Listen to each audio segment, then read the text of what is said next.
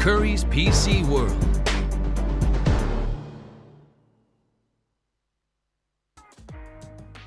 Hello, ladies and gentlemen, and welcome to week 2 of the UK League Championship. My name is Jake Hitpraying Matthews, and I am joined by Scoundrel. Scoundrel, how are you doing, buddy? Yeah, it's going to be a good one, mate. This is going to be interesting. I haven't color cast for maybe 2 years, so I'm gonna sort of excuse myself from maybe saying some dumb things throughout this broadcast, but I will do my best. I've absorbed knowledge from listening to people like Orcs and Veteran over the last few months. And hopefully we'll be able to do a good enough job. But needless to say, it's going to be really interesting to be part of the UKLC again. There's a lot of upcoming talent. I love the pipeline of tournaments that the DreamHack staff and organizers have put together to make that sort of tunnel formation to get up towards the NLC. So this is just a good place to sort of see the upcoming UK talent and scout them out. Yeah, and all that wouldn't be possible without our fantastic sponsors, people who make this possible for us here at the UKLC. Obviously, the UKLC is presented to you by Barclays and brought to you by Curry's PC Gaming. So thank you very much for being involved in the family here. And like you said, it's this talent pipeline that leads upwards towards, obviously, the NLC, which is our main league. And then from the NLC, there's EU Masters. And then from the EU Masters, there's potentially LEC. It's a really, really cool growth we've had here in the scene this year.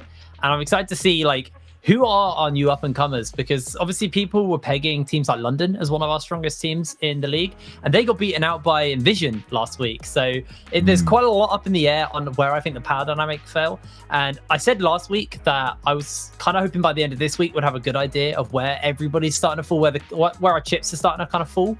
Yeah. And I feel we will get a good idea by the end of tomorrow. We should have a rough idea of, like, all right, these are like maybe 3 or 4 teams who I really want to keep my eye on for the rest of the season. From most of the scouting and talking that I've done, Demise seem clear head and shoulders above a lot of the teams in the league right now. I'm not saying that Demise are infallible, but they definitely look like one of the strongest teams. Like you said, London were pegged to be pretty big coming into it, but I think also people like Nvision have been surprising as well. I saw some crazy drafts like the Lulu mid coming out from Nvision, which is really interesting to see with the Olaf that just ran over everybody. So I think there's going to be a lot of creativity. And I'm looking forward to some of the people that we saw in previous UKLC iterations. People like BB Muffin, for instance. We saw him on Phelan, I believe, in the UKLC last year. So there's going to be a lot of familiar faces and a lot of new talent, which is going to be the exciting thing about this tournament.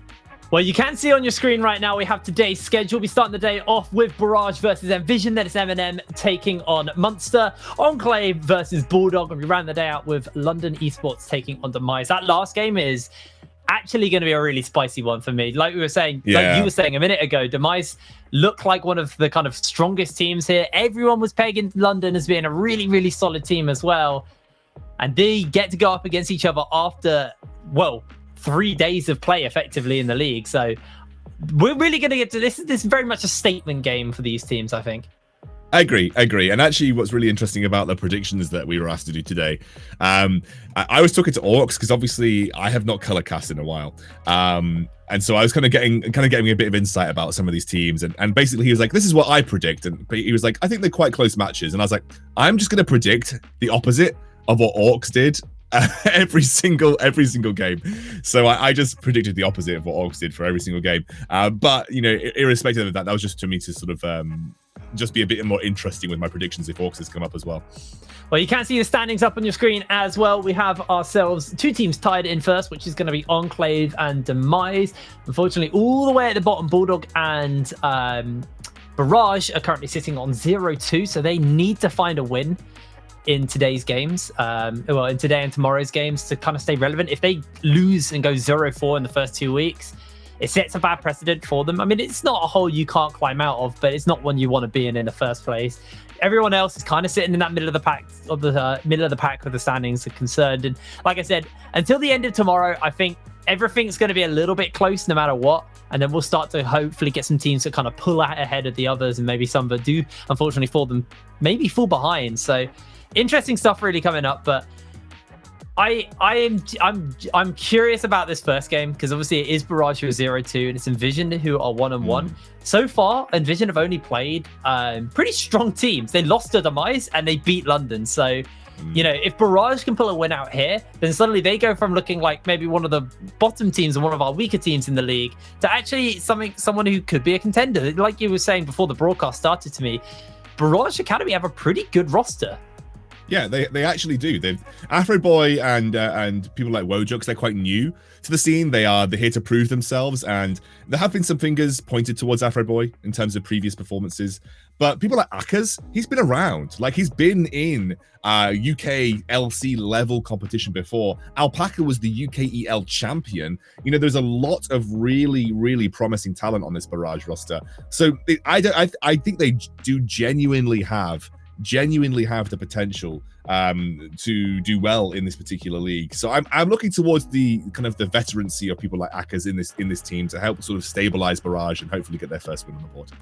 And for Barrage, it's actually a really, really rough week. I'm actually just looking at their matches for this week. Sorry, they're taking on Nvision today. Obviously, it's our first game, and then tomorrow they take on Demise. So it's a really, really rough week for them, and that 0-4 is something you don't want to be going into. So I feel like this is the game where if they're going to pull a win out this week, this should be the one where they do it. Yeah, no, I think this case, but obviously you look at Nvision. Nvision are interesting as well. They seem a bit coin flip in some of the matches that they've played so far. I mean, quite literally, it's a 50-50, a 1-1 apiece right now. But they have got people like BB Muffin, who, if you've been watching the UKLC for years, has been part of some rosters like Phelan. I'm pretty sure BB Muffin has played almost every single role. I believe he subbed in at top for Phelan at some point. I'm almost certain at one point he was an AD carry main as well. I do genuinely think that BB Muffin has played a significant number of roles at a competitive level. But this allows him to be flexible. He's the guy that played Lulu mid. It's not something that we see a huge amount of in competitive play, and it allowed Alex in the jungle on the Olaf to pop off. So this is a team that has got has been, I think, a big surprise for some people, but also is showing some creativity and potential in the UKLC. And BB Muffin as well, being a big player of the Victor was what Orcs was talking about last week as well. Victor got some buffs this patch. They're not massive buffs, they're just more to his kind of like mid-range skirmishing with the Q. So maybe it's something we do see him bring out. He brought it out last week, I believe, in the first day of games for him. It was the game they lost, unfortunately, versus Demise. But I do remember him playing Victor at least 1 point last week. So it could be something we do see. There's been a few changes. Obviously, we are playing on 10-12 this week, so the light patch for everyone who's playing at home. This does bring a rise to the unkillable Volley Bear as a potential. How likely do you think we're going to see that in the pick bans? If top players are comfortable playing it, Volley Bear goes top almost all the time. It's either banned or picked, I think, on this particular patch. You've seen how powerful it can be in the LEC. I think Genax was the first person to bring it out for SK Gaming. He absolutely curb stomped with it. He absolutely really just showed how powerful it can be, and then we saw it across the LCS. TSM with their absolute int draft, unfortunately, did not make great use of it, but irrespective, Volley Bear is an incredibly powerful pick on this update. I'm looking at some of the other picks and bans, or rather, other buffs. Rather, Varus has been slightly tuned down. They're basically nerfing his lethality build, which is essentially very powerful, all relying around the piercing arrow. But I think Varus will probably still see some play. Trundle is also getting a slight nerf, like a very, very, very slight nerf. But that also might sort of deal with some of the power of Trundle in the jungle as well, which has been a pretty popular pick over the last couple of patches. And the pick bans, just looking at the UKLC versus the NLC, which is our tier 1 league for the other UK teams, there was actually some pretty big discrepancies. Over in the NLC, they were pretty much happy to leave Graves open. It was pretty much picked every game, but it was left open. A lot of teams were more comfortable leaving it open. In the UKLC, it was banned pretty much every game, bar I think one game where it got picked. So the priority and what gets picked and banned here seems to be a little bit different from over in our other league. And, you know, this also goes with teams like Barrage, who are an academy team in the UKLC. Over in the NLC, they were happy leaving it open. So it is a pick which is, you know, that Graves is something that we may see, you know, a bit less over here than we do see over in the UKLC, because the bans seem to be a little bit different. Varus was pretty much permabanned though, so we'll have to see, you know, whether or not they want to go for that as well. The Fresh was another thing that we've seen paired up quite a lot with the Varus. So I don't know, the bans are interesting for me in the UKLC, just because we actually do kind of have different priorities here in the UKLC versus the NLC. Yeah, I think with with this level of competition, and you know, I think quite clearly everybody can make the assumption that the UKLC level of competition is going to be a little step below the NLC level of competition. Graves is one of those junglers that if you aren't confident controlling him, if you aren't confident playing into him, he will just pop off and absolutely like crush the early game. You've seen even in the NLC, like for instance, Dan on Fnatic, you know, able to generate huge level leads with Graves, and that level lead can often be very, very oppressive for the enemy jungler. You can end up losing a lot of your jungle, and you can just purely be sort of outskilled in terms of jungle presence. So if you're not confident dealing with the Graves, then I can understand why it's getting banned. Well, we are gearing up and getting ready to go into picks and bans for our first game of the week, but we are going to cut to a quick break, and when we're back with picks and bans and our first game between Barrage and Nvision.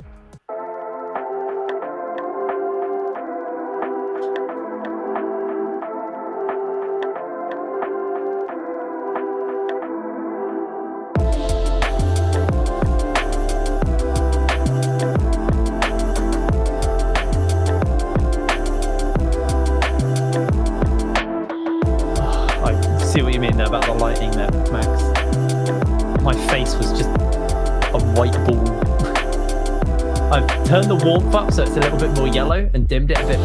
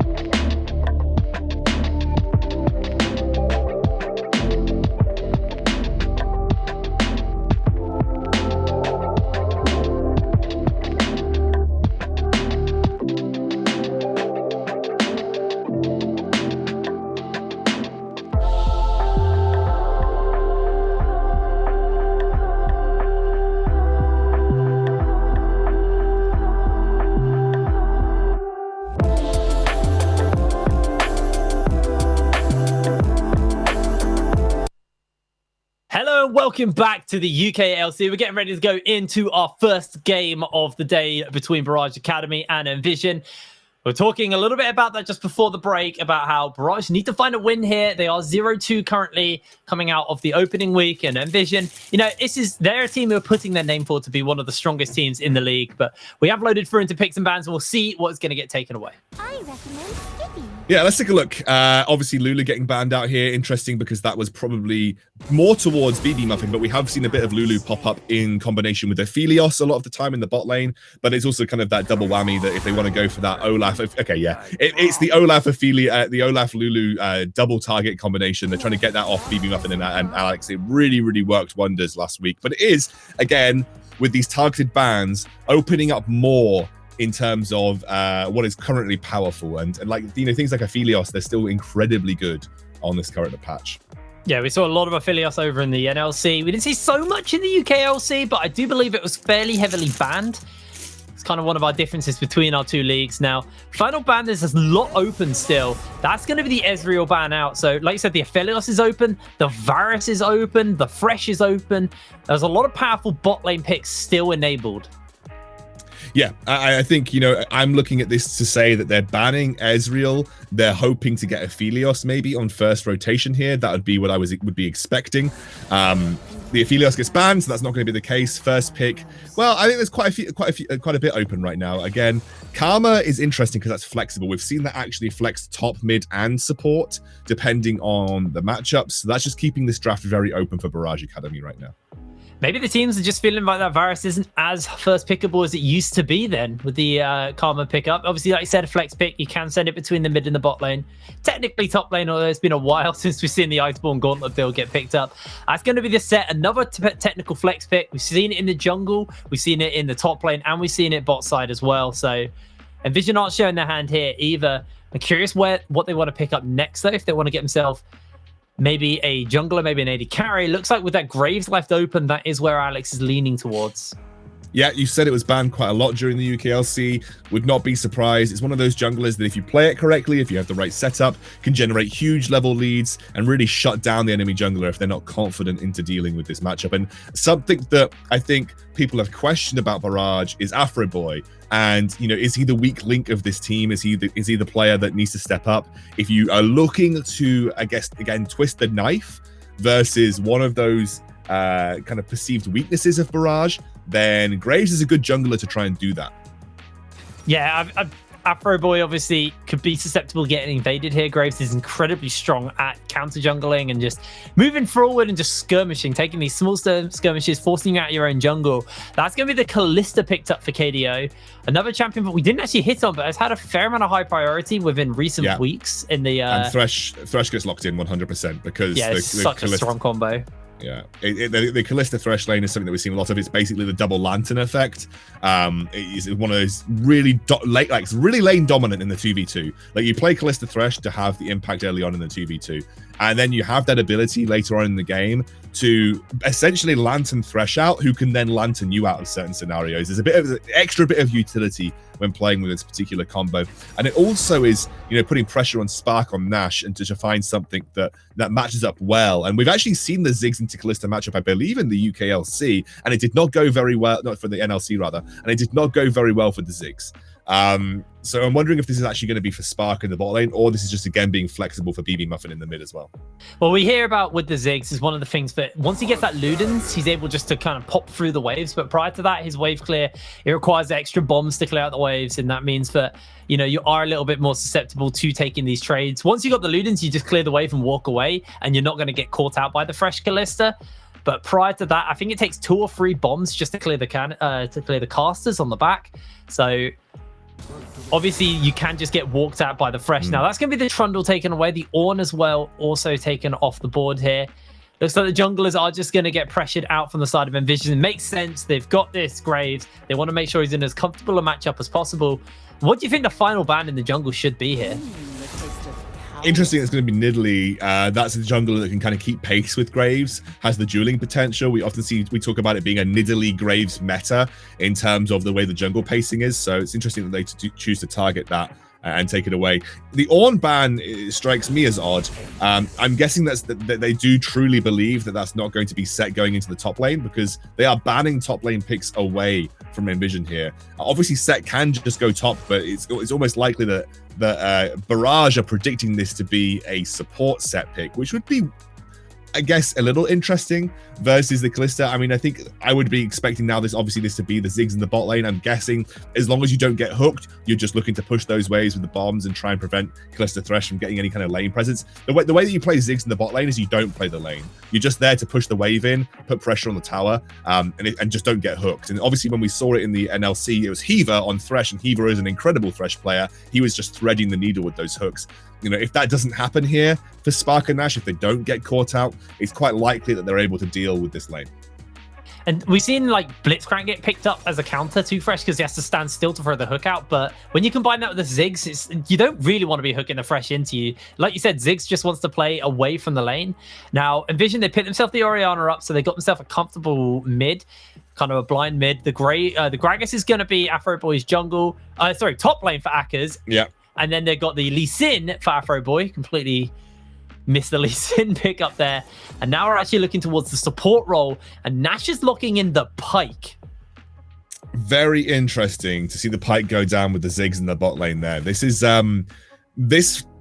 something that I would not have expected, but you do have the potential to try and isolate either the Kalista. You try and bite back. You've got a lot of burst damage, especially post 6. The burst damage from Spark and Nash is incredibly strong. So if Kalista does get caught out By a hook, she's probably going to be dying in that scenario.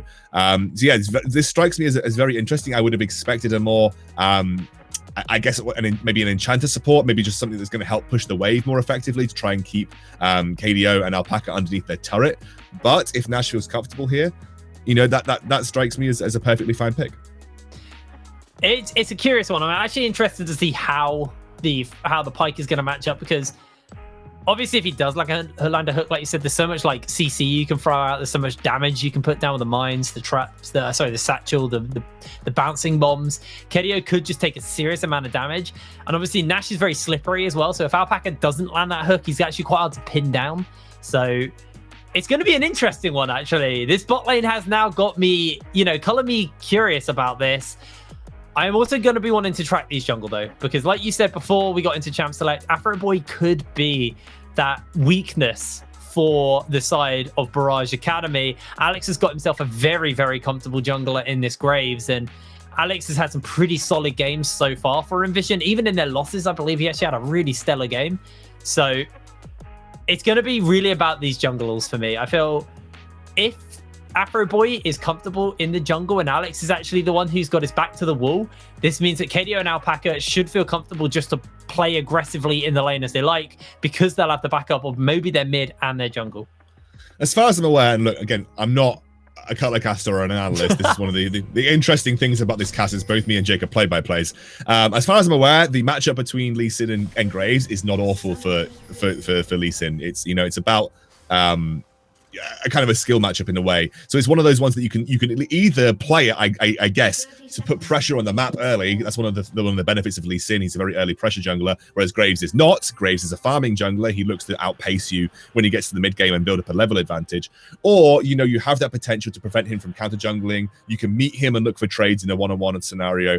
That's where I'm guessing Afro Boy's looking to make work happen. And I think realistically, the bot lane is the kill lane for them. You know, they've got the Kalista Thresh. You have the Karma, who's going to help facilitate turret dives really nicely. The only thing is if they get pushed in, they're never going to get that opportunity. But maybe bot lane is going to be the focus, I think, for Afro Boy. You know, when you've got a Kalista Thresh, that's always going to be the lane that I think you're going to be looking to put pressure on. You're not going to see much happen in the mid lane. It's a Karma. It's very unlikely you're going to get a huge amount done with the Gragas in the top lane either. It does feel like this is going to be a bot-centered play from Barrage, and that's not surprising given the lane that they've picked. It's an interesting lane, the Gragas in the top, actually, because once he starts to stack that cooldown reduction, there's actually very little time where Evan won't be CC'd by the body slam. I think once you've got max points in the E and 40% CDR, actually, he'll probably have 45%. I'm not actually sure. I didn't see what runes he took, actually. I mean, I'm gonna stop you there. By the time he gets that much CDR, the laning phase is probably over anyway. True. I think realistically, it's a matchup where both of these carries have high sustain. Gragas has got a high sustain. He's high burst damage. Set deals with burst damage pretty well. To me feels like Effin's going to have the early advantage, but once you start to build up some items on Gragas, he should be able to deal and clear waves. And even, you know, if you're playing Gragas into any matchup, he's got an inordinate amount of wave clear. So even if you get pushed under your turret, you know, you're always going to be in a situation where you're able to just clear those waves out. So irrespective of how that matchup is supposed to go or how it's supposed to be played out, if you're Akkers, you can just sit under tower and clear waves with your Q. Yeah, he has a serious amount of wave clear.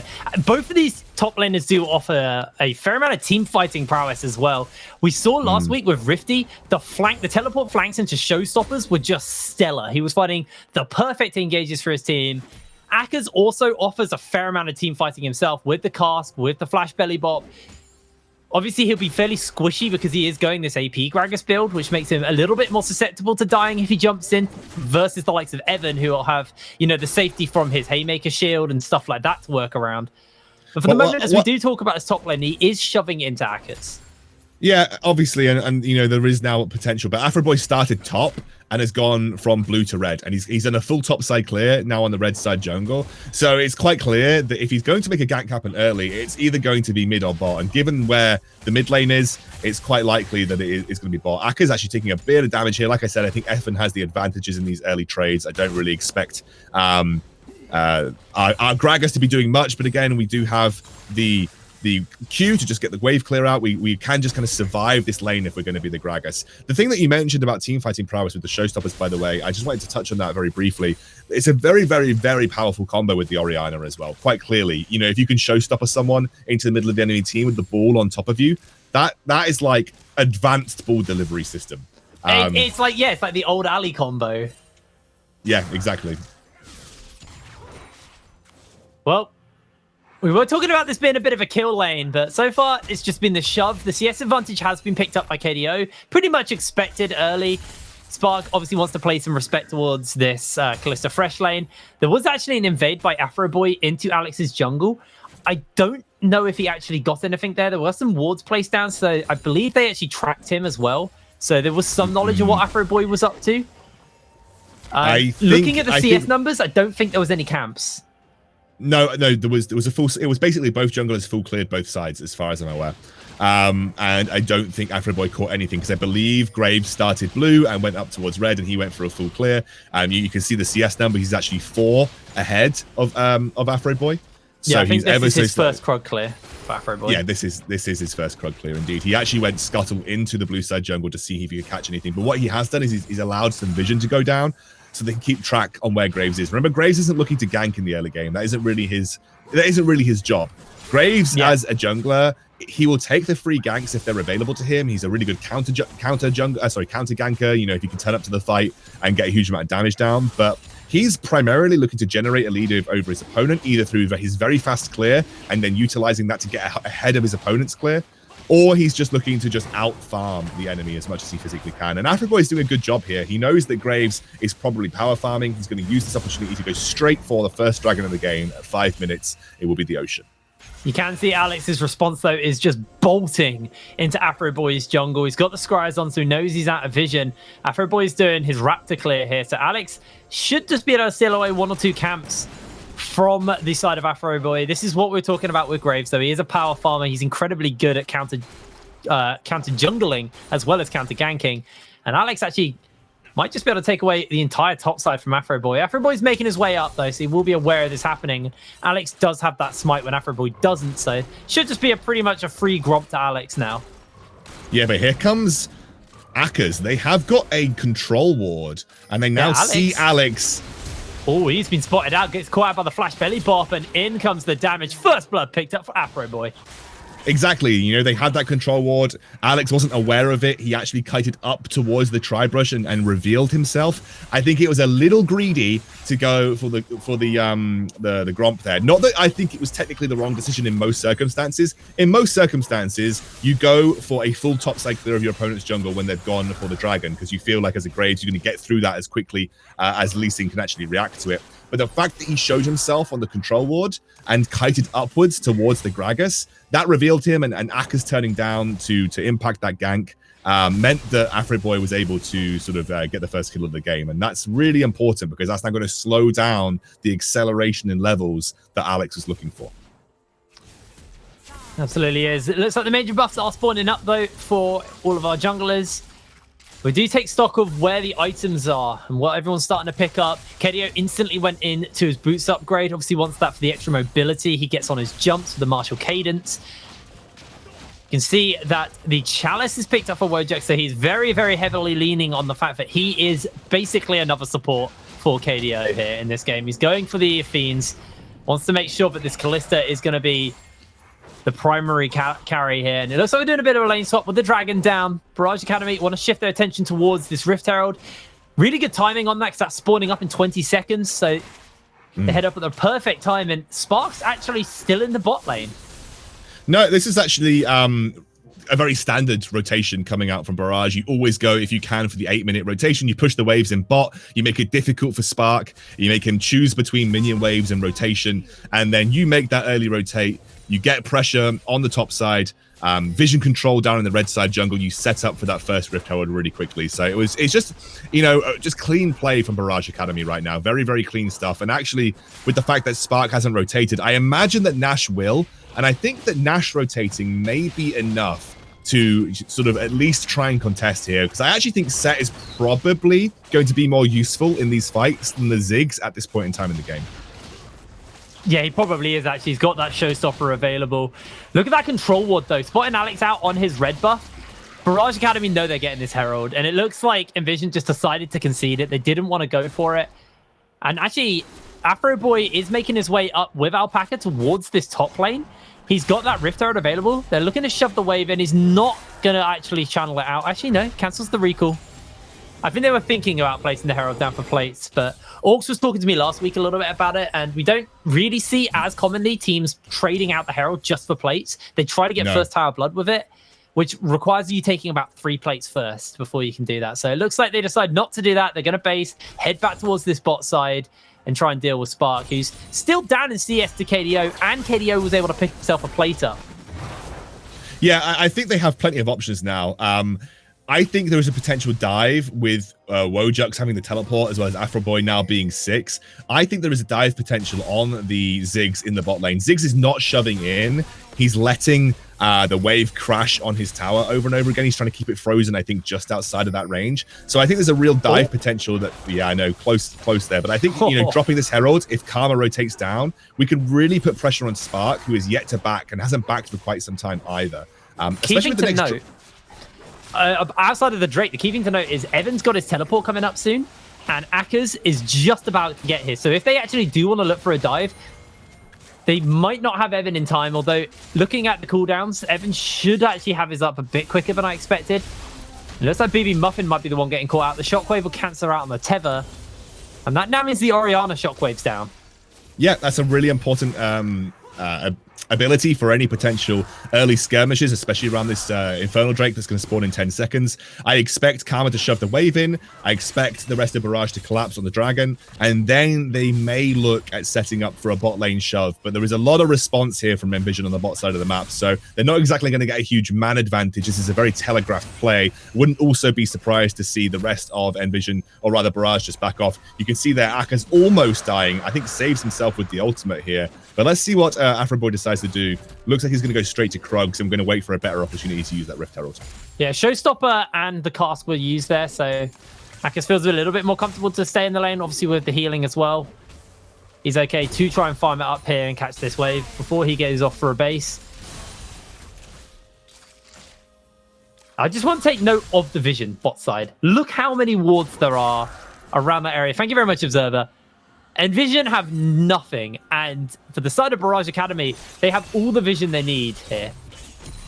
Yeah, the Lee Sin is coming now. You can see the Karma rotating down. They're looking for that aggressive play under tower. They're actually dropping the Rift Herald very early here, Jake. That's not going to get the guaranteed tower, but the rest of Barrage might be able to facilitate this tower dive. But yeah, they're not going to get a huge amount out of this. The teleport's going to come out. I think this will stop the play in its tracks for Barrage Academy.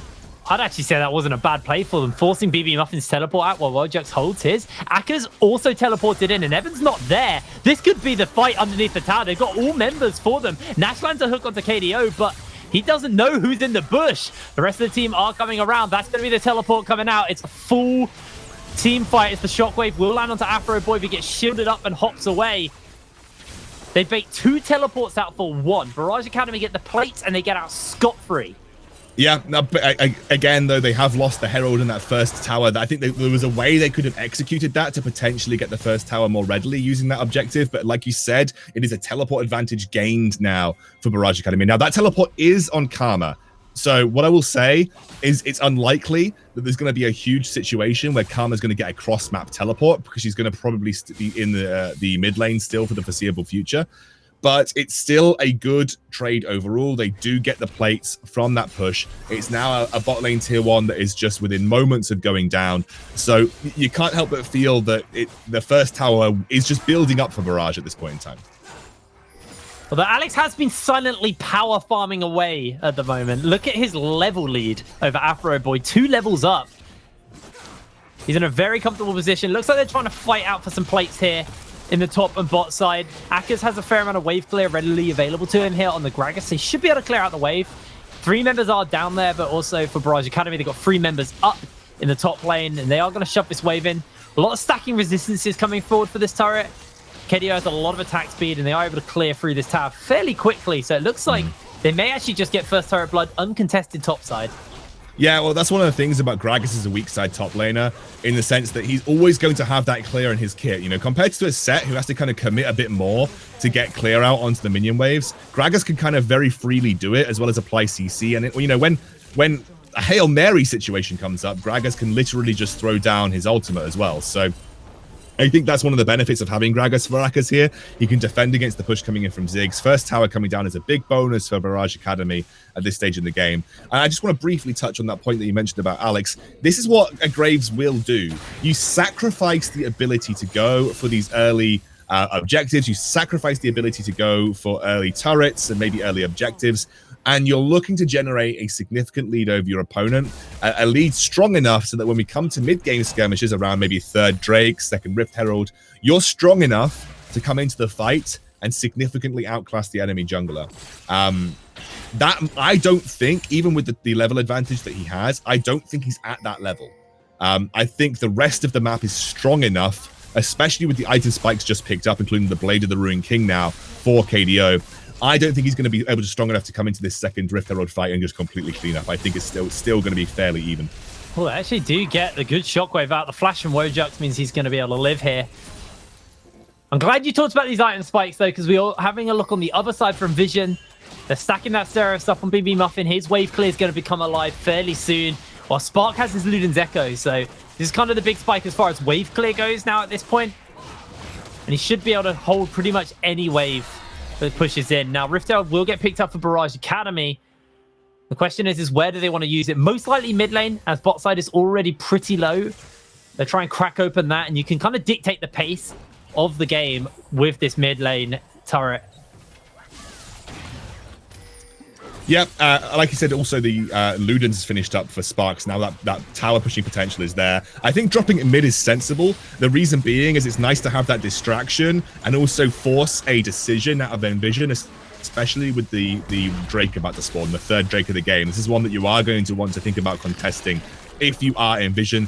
This is the fight that you may be looking to take. You have got a Seraph finished on BB Muffin.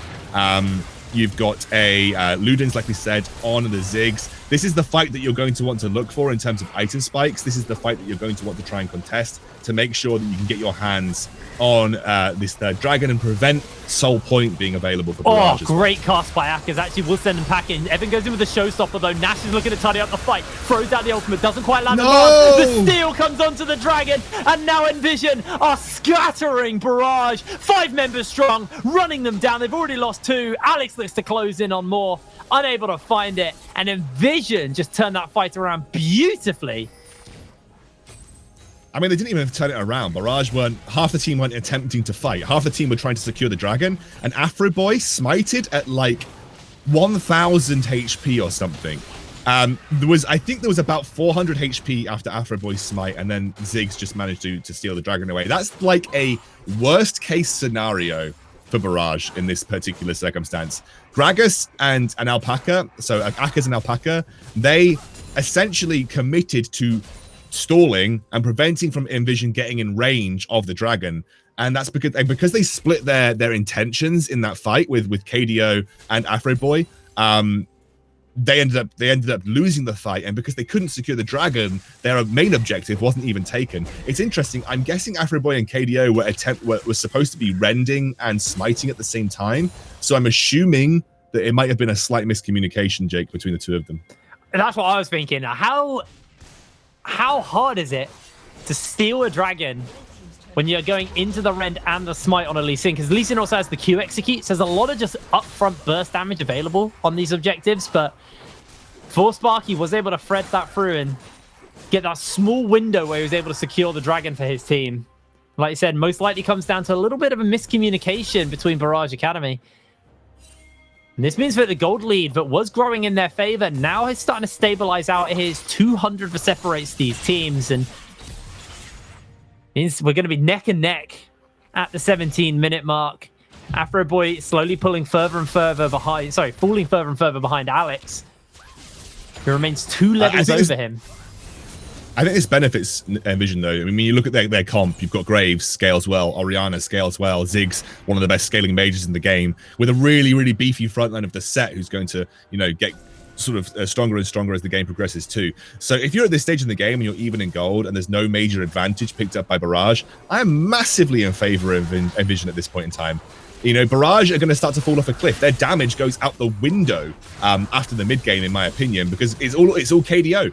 I mean, Karma is not picked as a damaging mid laner. She's picked as a supportive mid laner, looking to facilitate some other carries, obviously with Kalista being one of them.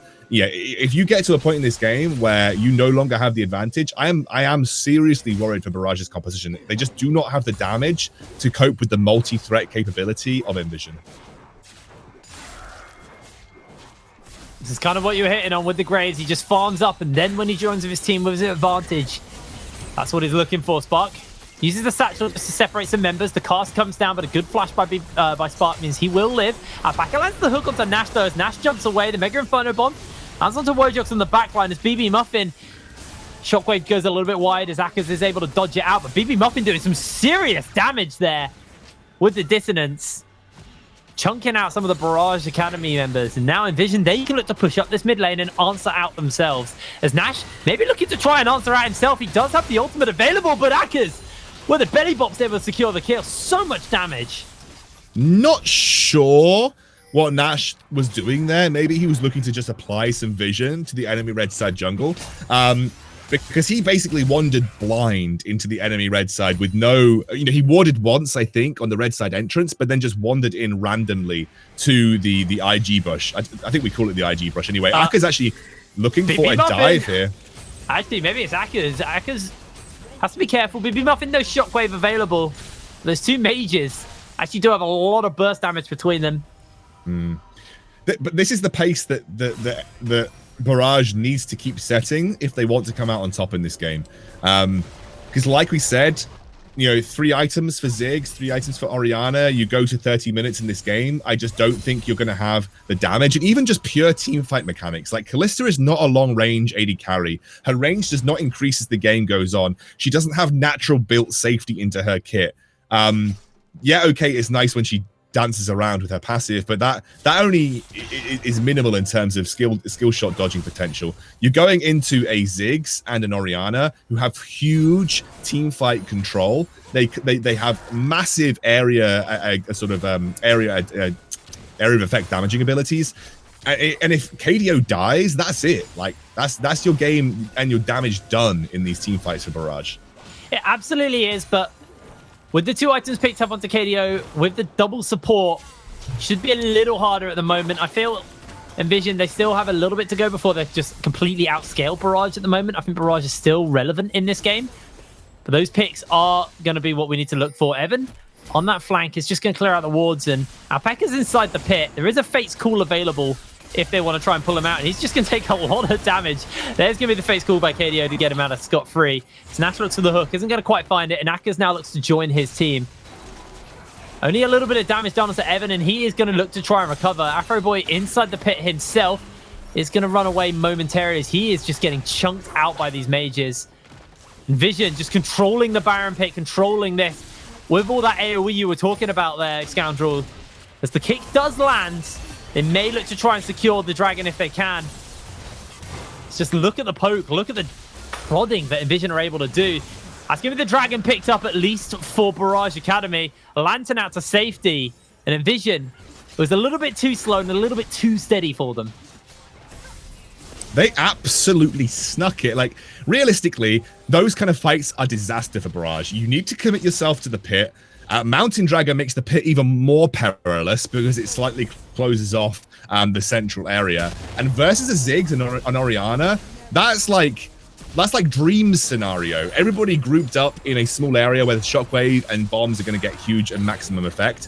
So somehow Barrage just able to zone away with the damage that Akers has with the zoning potential of his ultimate. That's a really big deal because now it puts them on soul point. I don't think Mountain Dragon is going to save the day for them. Let me be clear.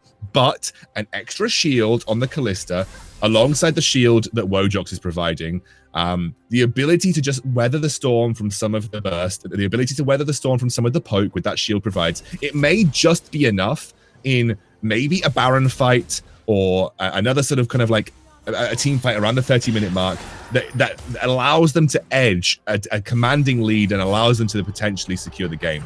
So that although I don't think it's a game-changing soul, I think it might be good enough to give give Barrage a out in team fights around the 30 to 35-minute mark. It buys them space. It buys them time. Nash is just doing his best to clear out this vision around the Baron area with the Dragon down. It looks like the attention is shifting a little bit towards that.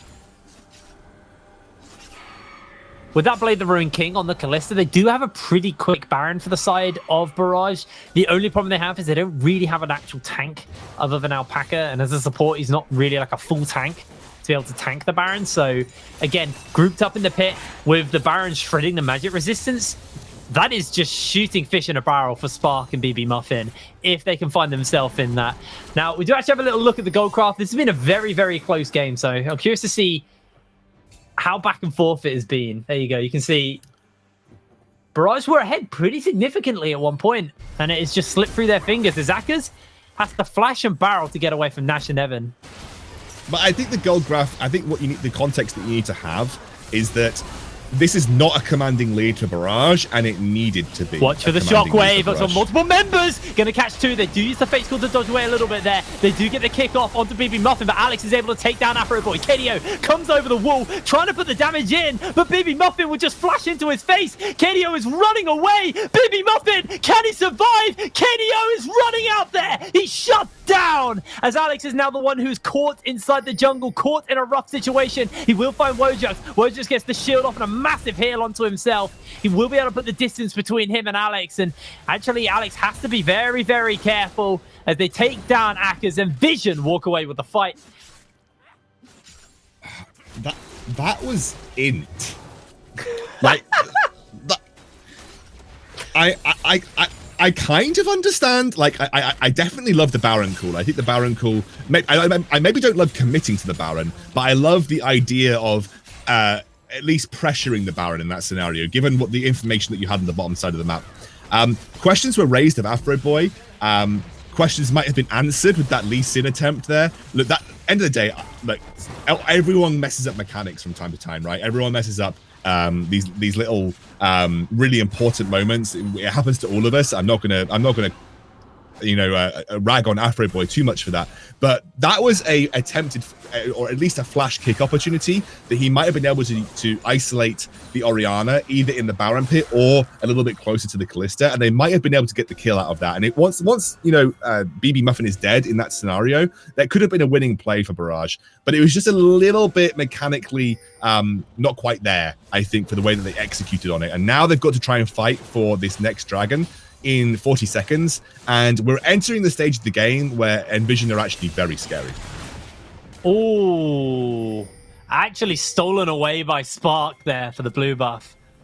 Good job on him. That means he can keep the poke up 30 seconds before the dragon spawns. That's actually a really nice pickup for Nvision. Means the Ziggs can continue to throw these skill shots out and just poke out these members as they do find the kick off onto Evan. He throws out the haymaker onto Akers, but that's going to be the showstopper thrown down as he's trying to heal up and sustain. The shutdown picked up by Akers as Nash able to take the deep water dive and dodge away from the hook because BB Muffin hot on the heels here for Alpaca. Alpaca's going to have to pop the stone plate. Fate School's used by KDO to keep him alive. He's going to be able to get his support out, but Spark now has got that flank with the rest of his team, and this may just be the Mountain Drake given up for the side of Barrage Academy, although Akers is actually teleported in, gets himself a great body slam off onto Nash, and he may just find himself the kill here with a second body slam. You're talking about that cooldown reduction, came out right there, Jake. That's a good shockwave. Akers is buying time here. Alpaca's going to go down. The Mega Inferno Bomb does land in, and Alex is trying to slide into the pit in time. Can he get there? No, he can't. The Mountain Soul picked up for Barrage Academy. They will lose their support as Alex slays him, but Nvision unable to get into the pit in time. Mountain Soul picked up for Barrage Academy. And will it buy them the space we were talking about? I mean, maybe when Death Dance is completed for KDO, Death Dance is going to be the big break point.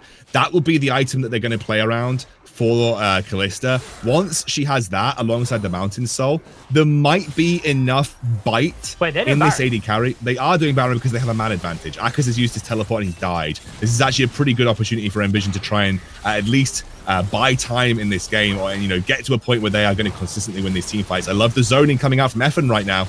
Yeah, KDO's trying to put the damage into him, but he does have that showstopper to use. Afro Boy goes so low. Baron, though, is just going to fall. They can't find the top laner. They can't find anyone else, but Afro Boy looking to make his way forward. They do have the satchel. They do have the ability to get out of the pit. So Nvision, they lose Soul, but they get Baron. Yeah, that was a really heads-up play. They had the man advantage. They knew the teleport was down for Akers. He was not going to be able to respond. And what I really loved about the way that specifically Effen played there, he just committed everything to getting Lee Sin as far away from the pit as possible. They realized that the fight wasn't what they wanted. All they wanted was to get the only person that had a real chance of stealing the Baron away from the pit, and that was just nice from Effen. He even survived off the back of it as well, because I think that there was still a split focus from KDO and Afroboy about what they wanted to achieve there. But nonetheless, it's a really big pickup for Nvision, because it's also something that they deny from Barrage. But Baron was going to be a potential game-ending tool for Barrage. It would allow them to push the waves versus the Ziggs much more effectively. You've got to remember that the Baron minions survive magic damage quite, really well. They're going to go straight in on BB Muffin here. Oh, what a shockwave by BB Muffin. Lands onto both of the members, so there is no way they're going to close that gap. And at this point, it's on a fairly short cooldown for him, so he's okay burning that. Not quite level 16, so not the maximum it could be, but is able to survive. He's building towards his Leandries. He's got the Seraph Shield. He's got the Morella Nomicon as well. A lot of damage loaded into him. While Spark sitting on the Death Cap, the Ludens, and the Oblivion Orb. He is going to be Captain Poke for the side of Nvision. And this is the thing, that Baron would have allowed Barrage to be the ones pushing the waves in, pressuring out the wave clear of the Oriana and the Ziggs with these Baron minions. But they don't have it now, and now they're going to be stuck dealing with the shove coming in from the Ziggs and the Oriana. They're going to be the ones struggling to find the wave clear. This shouldn't be the way that the game is at this stage, at this stage in time. And I genuinely think Barrage have missed their mark in this game. They've missed their opportunity. Dragon Soul, the Mountain Soul is not a good enough soul to give you game-ending power. It's not like Infernal Soul, where it can change the course of team fights. The Mountain Soul just doesn't do that. And I think losing the Baron was actually more important than losing the Mountain Soul in this particular instance. Yeah, maybe if it was an Ocean Soul, obviously with all the extra regen you get, be able to negate this poke. Obviously, like I said, the shields would negate it to a degree, but might not be enough, as they're slowly whittling down at this tower in the mid lane. You can see that Nash on the pike in the bot lane is pushing up. It's just a really solid 1-3-1 by Nvision so far. KDO is dealing with Nash's push, and he's doing an okay job of it. But the problem is the mid lane is suffering for it. I just don't see, unless you get one decisive team fight, I don't see how Barrage win versus at this stage in the game versus a comp like Nvision's. They have the Gragas for engage, but that has to be pitch perfect engage from Gragas, or you have to find a flank Lee Sin kick, ideally onto Spark or onto BB Muffin. But I just genuinely don't see an avenue at which Barrage actually win. Even KDO is not that far ahead of Spark, despite being the guy that's had all of the farm funneled into him. Spark's kept level really, really nicely with the Callista. So it's a 300 gold lead for the AD carries. Exactly. It's not a lot. Now, Elder Drake spawning up in 1 minute 30.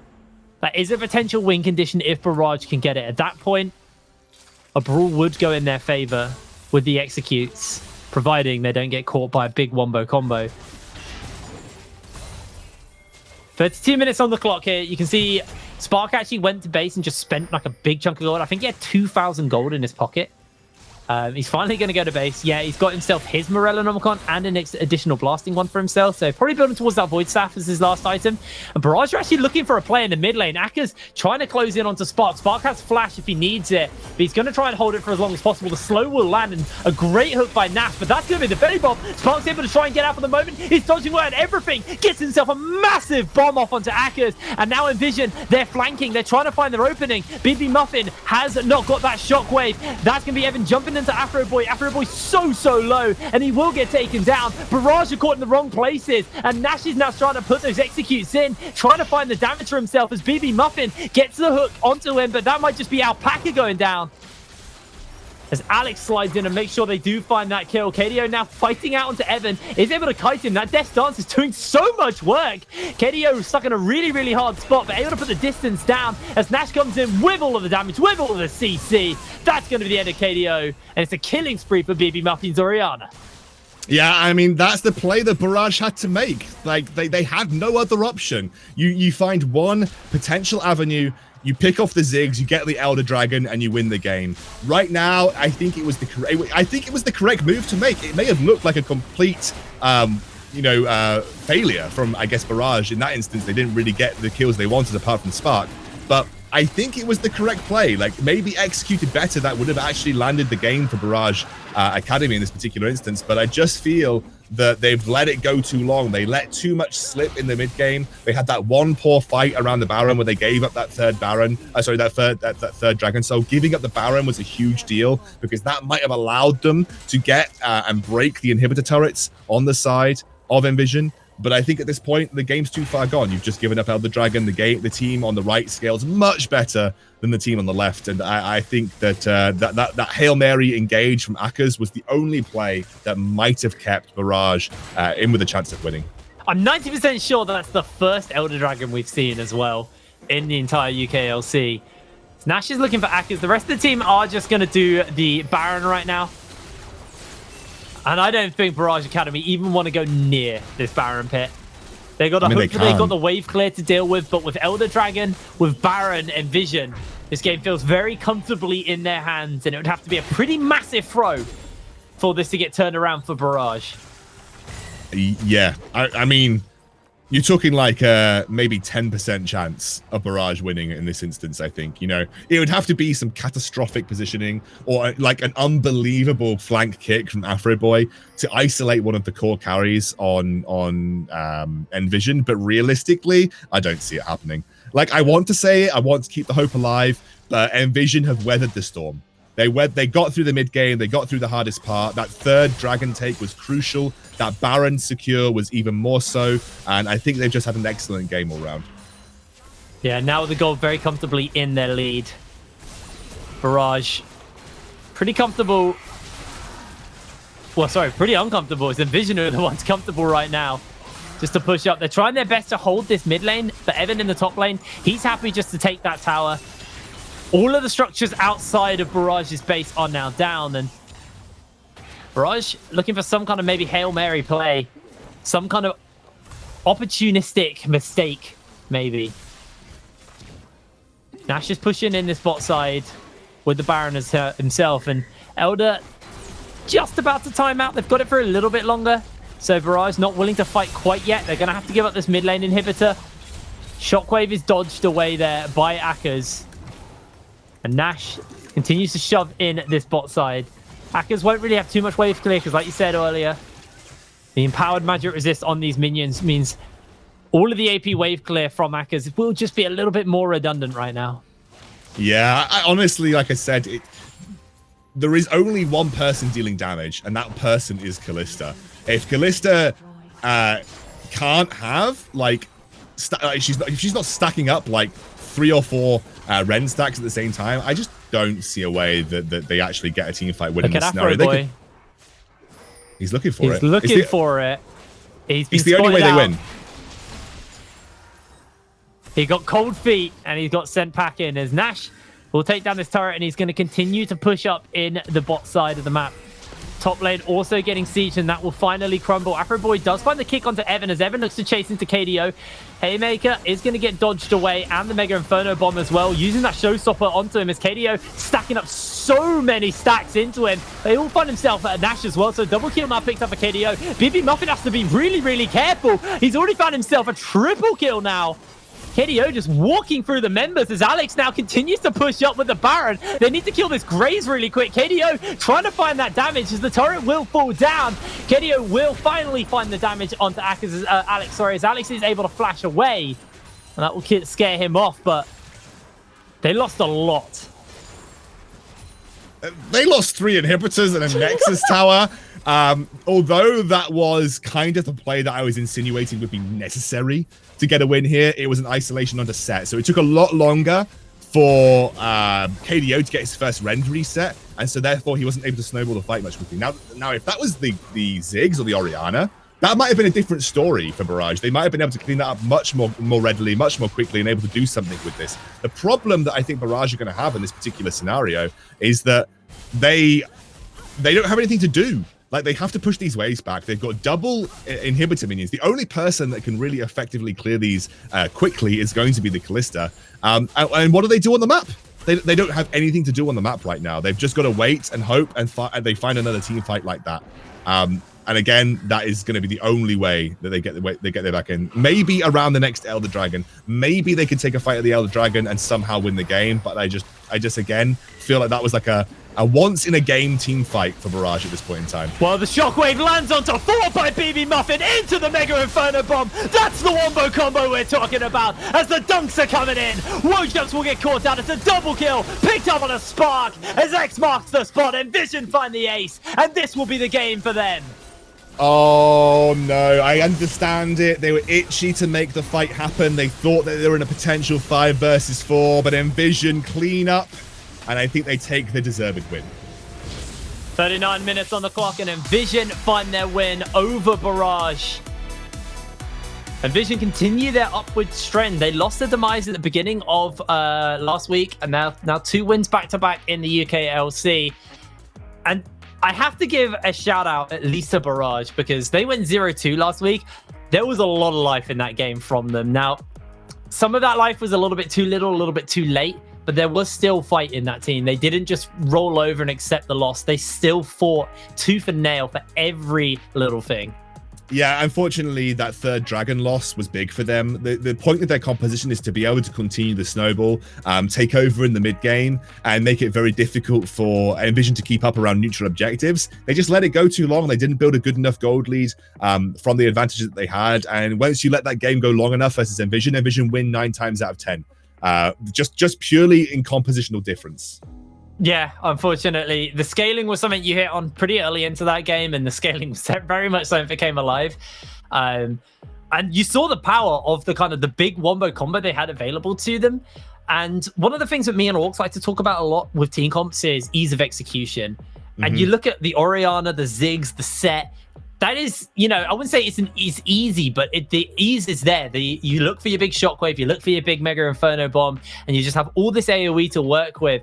When for the side of Barrage, it was their fights were a lot more nuanced. It was about making sure that the KDO alive, kiting for the Kalista, laying the CC onto the key targets. It was definitely a harder team comp to pull off. And they did a good job to snowball it early and to kind of play the early win condition of the comp right. But like you said, it was losing that dragon. It was kind of stumbling up and buying a little bit of space over to Nvision was what got Nvision into the comfortable spot where they were able to close that game out. Yeah, I think that I don't necessarily think the team fight was difficult for Barrage. Like, end of the day, you empower your Karma E and you just let the Kalista go wild. But realistically, it has a drop-off point. Like we said, the damage just wasn't there. Once you get past a certain point in the game, the Kalista starts to really struggle in terms of damage output compared to something like a Ziggs and Orianna. And there was a couple of key mechanical moments. Afro Boy failing his attempted isolation kick at the Baron pit on the Orianna. Had they won that might have been barren for them, and they might have been able to then go on and push those waves in and take advantage of the game before those big late game item spikes came out. End of the day, though, I agree. I think Barrage had a good first 20 minutes of that game. I think that was a good first 20 minutes. The loss of the 3rd dragon was not great for them, but that first 18-20 minutes was good signs of life from Barrage. They played clean. They played clean, by the book League of Legends, 8-minute Rift Herald rotates, take those towers. It was good stuff from Barrage there, but Nvision knew what their win condition was and they played to it. Nvision did play that very well, though, to pull it back and get themselves the win. Now we're going to cut to a quick break, and when we're back, we actually have Evan standing by for an interview, so don't go anywhere. See you after the break.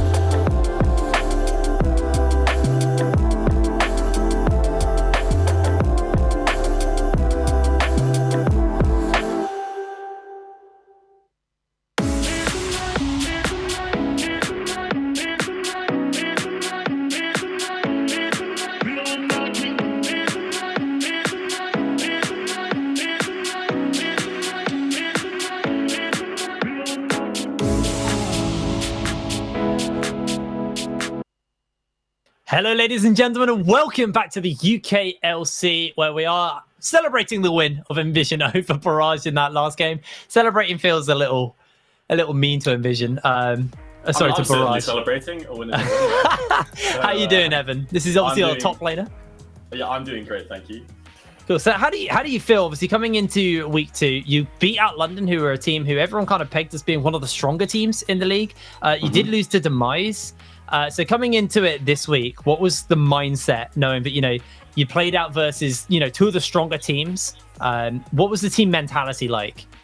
It was great. I mean, I said in our last interview that I think that loss to Demise doesn't really show what we can do as a team. And I think then against London and today, we played 2 different styles and we executed them both very well. And that's the Nvision that's here to stay. Yeah, actually, speaking of the styles, can you talk to me a little bit about what you think your team identity is? Like, what if you were to sum up Nvision in terms of team identity? What is it that Nvision are about as a squad in the UK? I don't want to give away too much, right? So I don't want to let everyone tomorrow know exactly what we're going to do or anything. But I think if you haven't already seen our last 2 games, did you see Alex? Did you see our jungler? Like that Graves play under the turret, he gets out. The Olaf play when he triple killed and Dragon in our game against London. I think he's not our only carry. I think if we enable our jungler, our superstar jungler, to just do what he can, and then he can take over the game himself, he can take over the game through other lanes. So as long as we make sure he's fine, Nvision are, we're happy. So kind of going back a little bit, just in isolating on this last game between Barrage, there was that moment where you did take all 3 inhibitors, but you got turned around by KDO. Was there any moment in the game where you're like, oh, maybe they might do something here? Or were you just confident with the fact that you got so many structures in the base that you knew you had the game in the bag? Oh, we knew we had it. I mean, when I was off zoning Lee Sin, I didn't play it very well, but I thought I'm buying enough time to get 3 inhibs. And then when you have 3 inhibs and Ziggs Orianna, they didn't really have any much enough to engage to get to us. So we thought as soon as we get those 3 inhibs, the game's over. The bonus tower was just cherry on the cake, icing on the cake, right? But we thought, yep, we've won this game. I've actually got a question for you, because for me, the crucial moment, there was 2 crucial moments in the game. Your steal of the 3rd Drake, preventing the Soul really early on. But the other important thing was Barrage's decision to prioritize Mountain Soul over something like a Baron. Whereas if they'd won a fight and gone for Baron, I think the game could have been very different. Once you got that first Baron, did you think, right, this is it? Like this is the point where the game turns around quite easily for us? Yes, I thought that. Obviously, if you look at our composition, we outscale incredibly hard. They have Kalista and other things like and Lee Sin. So as long as we let our Graves farm up to enough and we let our Ziggs scale up enough, we think when we reach a certain point in that game, the game is ours. As it happened, it was at that first Baron. We thought the game had turned, and their advantage, their gold advantage, wasn't enough to turn the tide against our champions. So in answer to your question, I guess, yes. I think as soon as we got that Baron, we're very calm in comms. We thought, we've got this, let's just play it out nice and simple. Yeah, we said the same on Cass. We basically said that with the Kalista, they haven't got a big enough gold lead in the mid game to really take advantage of this. And you're going up against an Orianna, a Graves, and a Ziggs. Like there's 3 different carry threats, and all they've got is Kalista. It just isn't going to happen in team fight situations. So yeah, I think you played it really well. Yeah, you definitely did. Congratulations on your win, Evan, and good luck for your games tomorrow. We are going to round out the interview there, and I think that means that we will be getting prepped and getting ready to go into our second game of the day, which will be M&M Academy taking on Munster Rugby Gaming Academy. It's a bit of a mouthful, so we're going to cut to a quick break, and when we're back with our pre-game for that. So see you after the break.